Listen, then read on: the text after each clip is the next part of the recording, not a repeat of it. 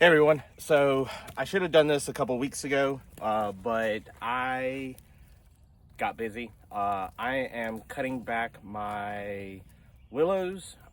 This was done, or I stuck this cutting last year, and it's already about 7, some pieces are even 8 feet tall. And I started it with this. This is it. I'm doing more cuttings, and I need about 60 more cuttings. And best way to do it is when you got to cut it back, you have to, that way it flushes out with more stems. I'm just using the cuttings. I have a bucket here. I like them about 10-12 inches long, and as I cut from the tree, I will cut my cuttings.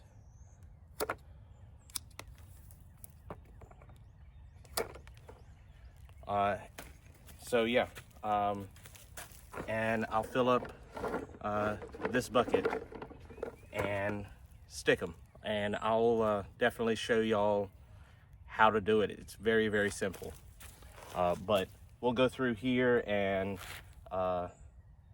cut it back, and I'll show you what the results look like.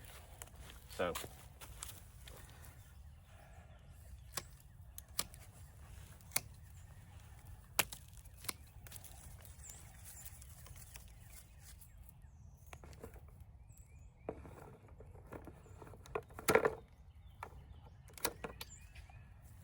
I don't like to keep anything or do a cutting anything smaller than a number 2 pencil.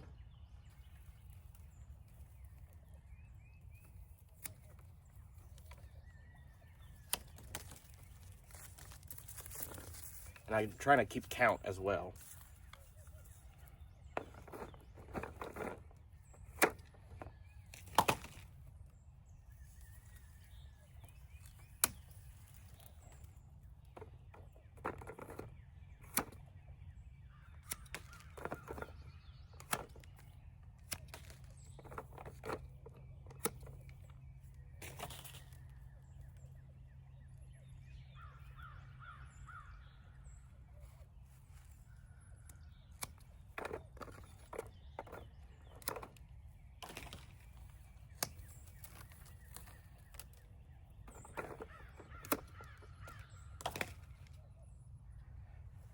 So I got everything that I want off of this tree, and then I take some loppers and basically cut it down to about 12 inches tall. So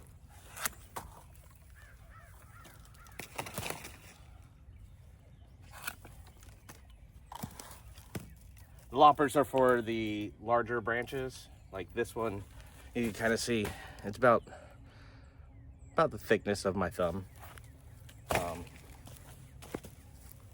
And I can certainly save these and sell them, but they're kind of starting to bud out, and I don't know how they will react being out of water.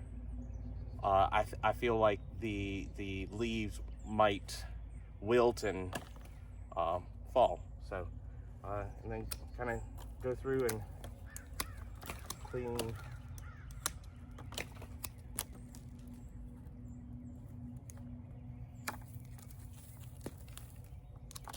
it up.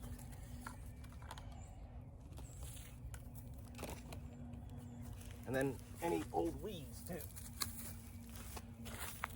So yeah, let me show you. Get you off the tripod. So this is what's left, and all these little nodes on here will sprout out a new branch. But yeah, that's pretty much what I do when I'm cutting back my willows. I have a bunch of different types of willows. So that one is just a red curly. This one, I forgot what it's called. I have to look back, but it creates these gigantic stems. Again, I started these guys from a cutting last year, and you can kind of see them down there at the bottom. And some of these guys are probably pushing 10, 12 feet. These particular varieties are great for if you're doing a lot of willow structures. It gives a good, nice long cane to kind of weave through.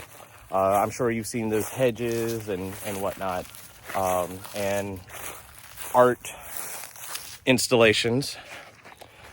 This one here is called Rubicans. It's when the catkins are early enough, it actually kind of has more of a purple tint, but you can kind of see this has gotten a little out of hand, and I need to really cut it back. Again, these guys were started from last year. This one here, I don't know if you can kind of see it. That one's a 2-year-old plant, and it's just massive. Kind of go through this one here. I like this one. This is a pussy willow. This one's more upright, and it's got real nice catkins on it. But you could also see that some of them are starting to bloom and have pollen on them.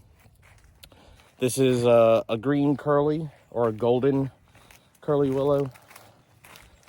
This one here is called Mount Glory. I'm not a huge fan of it. You can see that it's blooming out pretty well. I didn't do extra cuttings last year, but this year it seemed to be doing like very nice, but the structure of it is very sprawling, and I'm not a huge fan of that. This one here, this is called Dart Snake. These cuttings here, or these plants here, I started last year. And then we have this gigantic one right here. That's probably 10 feet tall and massive. Let's see if we get a, like, massive trunk to it. And I'll go through here and literally cut it all the way down and let it sprawl back out.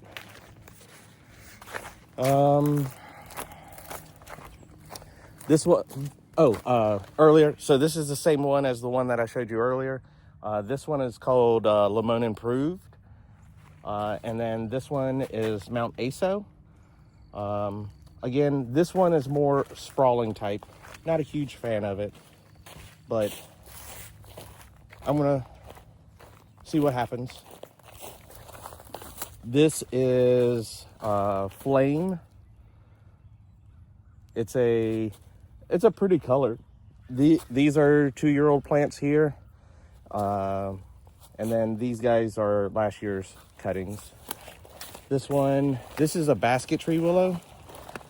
It's called packing twine. So this one's used in weaving baskets. It's pretty nice. This is Dave's green. It's also a type of pussy willow here. You can kind of see it's starting to bloom out. This one would also be very good for hedges and structures because it's got nice big canes. And those are 2-year-old plants. And then this one here, this one's called Dicky Meadows. Another basket tree willow. But yeah, I'm gonna do some more cuttings of basket tree willows and stick those. I have a new bed. a new willow bed that I'll be starting this year. Got some new varieties from my friend Elena with willows. And yeah, I don't think she has anything else for sale, but I might sell a couple bundles here and there. But next time you'll see me, we'll be at the new patch. So be right back. Okay, I'm back. This is the next day. So here I have ground cover covering my new willow bed. And you can kind of see over here, I've already stuck cuttings. I did those yesterday, and I am sticking more cuttings. These are the green willows cuttings. So yeah. And I like to keep things kind of organized and straight.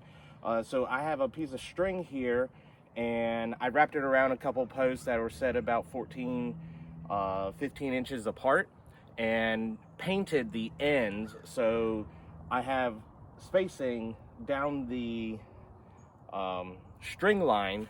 I don't know if you can kind of see it right here, and held in place with a sod staple. And what tools I'll be using is a machete. This is to cut the fabric.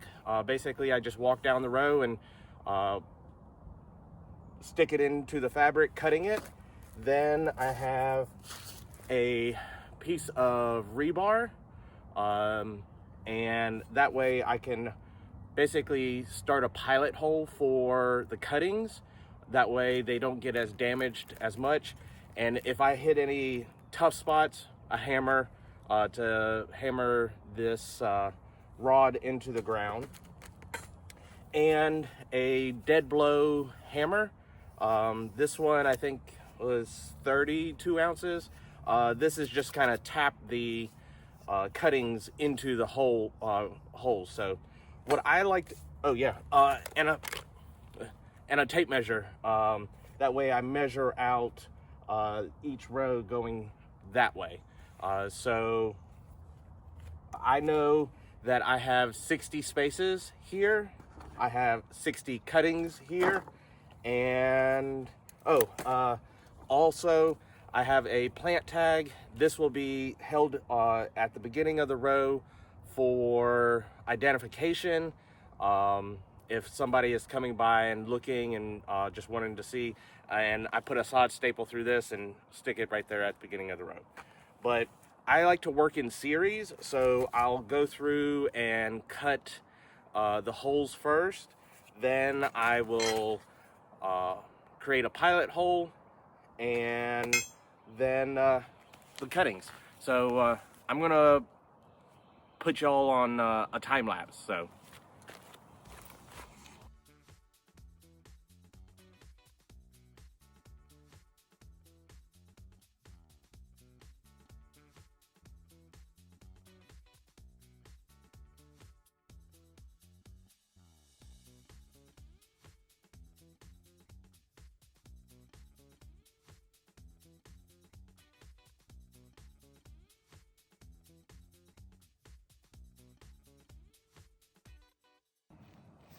All right, so I have the holes cut in the fabric, and then the holes pre-drilled into the ground. I decided instead of doing the green curly, I'm gonna do the red curly. And that's going to go right here.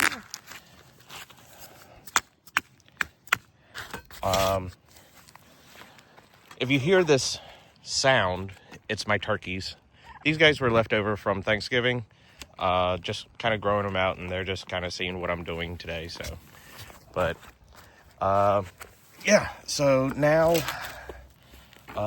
we just take cutting and stick it down into that hole. Sometimes you can kind of tamp the dirt around And for me, anywhere from 3 to 6 inches sticking out of the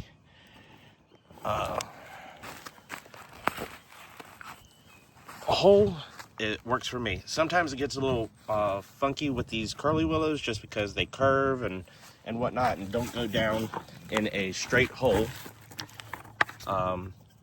And to make sure that you're doing it right, see these nodes? You want those pointing up.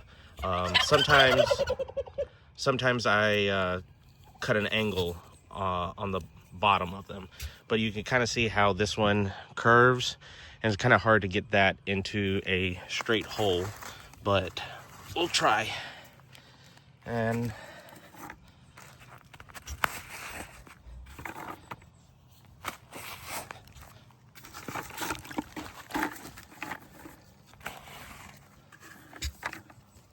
I cut these yesterday, and I just stuck them in this bucket with some water.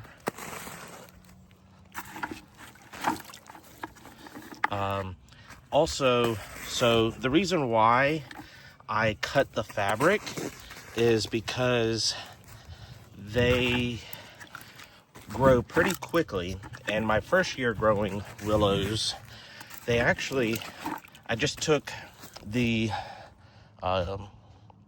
rebar and just poked a hole straight through the fabric, but it didn't give enough relief for the cuttings to grow and expand, and they actually choked themselves out. So that's the reason why I cut the fabric now before sticking the cuttings.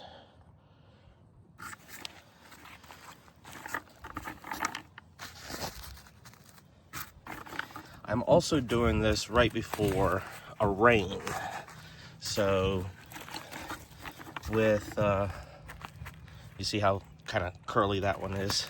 See if that one will actually go in a little bit. Just making sure there's enough ground surface, or like the surface area of the cuttings are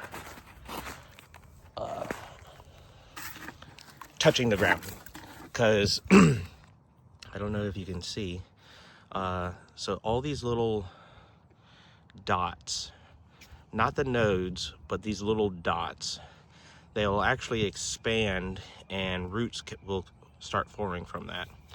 But they just need moisture. And this area of the farm, it's at the bottom of a hill, and this area likes to stay kind of wet. So it's a good spot for willows. But anyway, if you like what you see, feel free to subscribe. If you have any questions, feel free to ask them below. I'll talk to y'all later. Take care. Bye.